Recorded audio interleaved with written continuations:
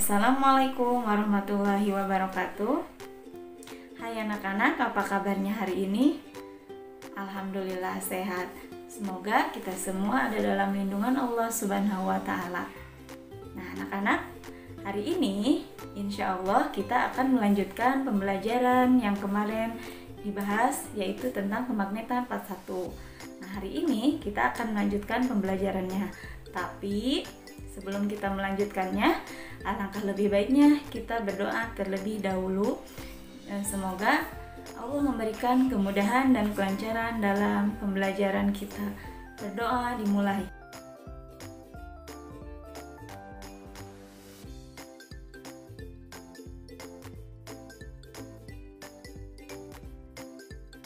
Selesai?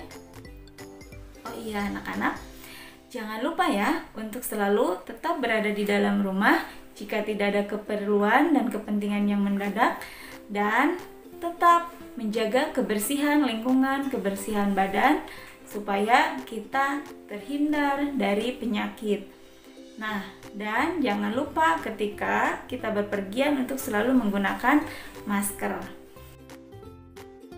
Nah, sekarang kita akan membahas tentang tanah dan organisme tanah. Yang akan dibahas di sini hari ini yaitu bagian tanah. Tujuannya memahami faktor dan proses pembentukan tanah atau proses pelapukan tanah. Pengertian tanah yang pertama itu merupakan salah satu lapisan bumi yang terdapat pada permukaan bumi yang terdiri dari massa padat, cair, dan gas. Tanah merupakan hasil pelapukan batuan dan bahan organik yang hancur akibat proses alam. Struktur tanah yang terbentuk secara berlapis dipengaruhi oleh beberapa faktor, diantaranya iklim, struktur permukaan bumi, tumbuhan, dan makhluk hidup yang berada di atasnya. Nah, inilah bagian-bagian atau lapisan dari tanah. Ada lapisan atas, lapisan tengah, lapisan bawah, dan ada lapisan batuan induk. Mana lapisan atas itu tempat tinggal organisme ya. Kemudian pembentukan tanah.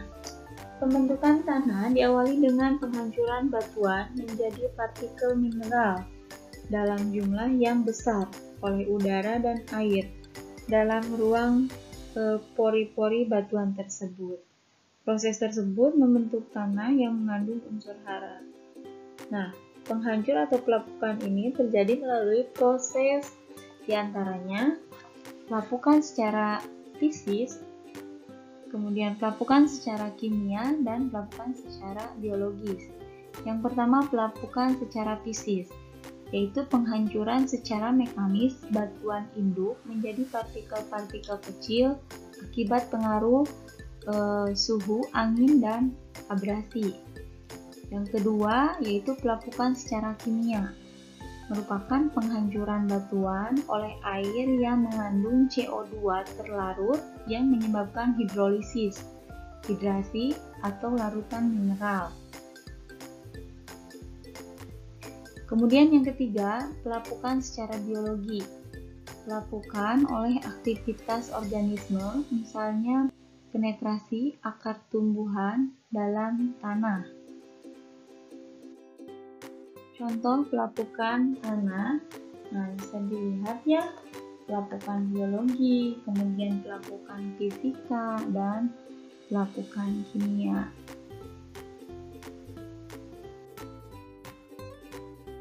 Nah, faktor pembentuk tanah.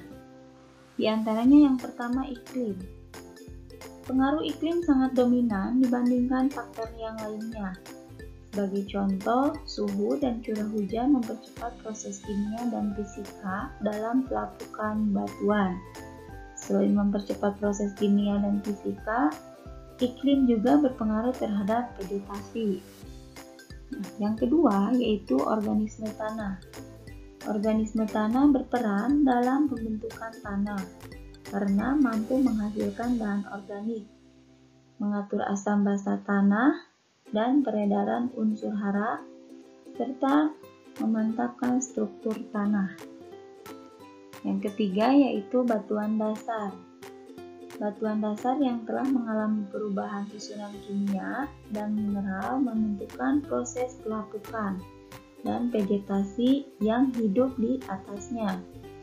Misalnya, batu kapur di daerah yang lembab menghambat keasaman tanah sehingga tumbuhan yang tumbuh di batu kapur memiliki kandungan kation logam atau basa relatif tinggi.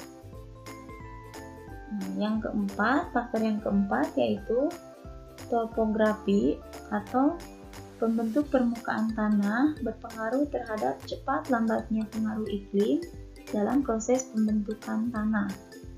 Pembentukan tanah dapat pada daerah datar berbeda dengan daerah yang bergelombang.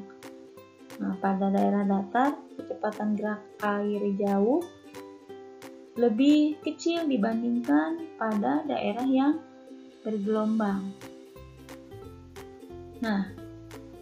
Kemudian yang kelima yaitu waktu. Faktor yang terakhir yaitu waktu. Proses pembentukan tanah memerlukan waktu lama. Karena penghancuran bahan dasar di lapisan bawah itu memerlukan waktu lebih lama daripada penghancuran lapisan di bagian atasnya.